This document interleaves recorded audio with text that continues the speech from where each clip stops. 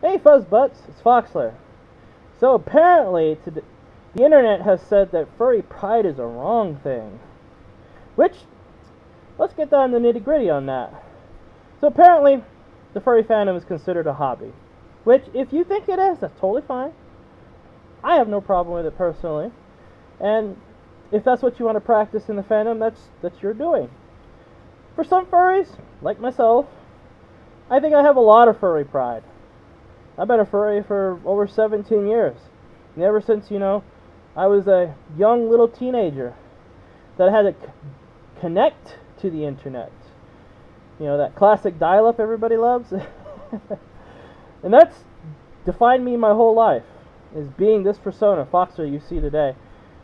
I built an emotional character through this, and apparently, for some reason, for some furries, that's not acceptable. But, once again, if you don't think it is, that's totally fine. I'll do me, you do you.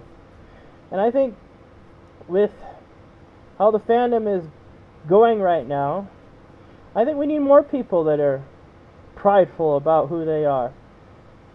And not a sense of being a furry, mind you. It's about being prideful about who you are. And if it is being a furry, you should do it. And that's what makes you who you are. And a few examples about other things that people or myself maybe have a lot of pride in. I'm a big motor fur fan. I love cars.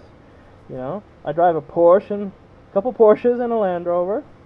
And I can tell you, for an everyday car, that's the worst thing to buy. But with a little bit of effort and time, you can make anything happen. And that's what makes you prideful about what you do. It's what you're capable of doing, what you excel beyond. And to be comfortable wearing a giant fursuit or interacting with different people that like anthropomorphic animals, that's a challenge. Maybe because you enjoy it, or maybe you have different interests in it. I couldn't define them all here, but for me, it's part of my identity. I can't remove Foxler. Life or death, he is always with me. And some people see the furry fandom that way. They see other people that way. And that happens. But that's okay. And the fact that we need to go out and dictate what other furries do because they may take a little bit more passion for this loving community,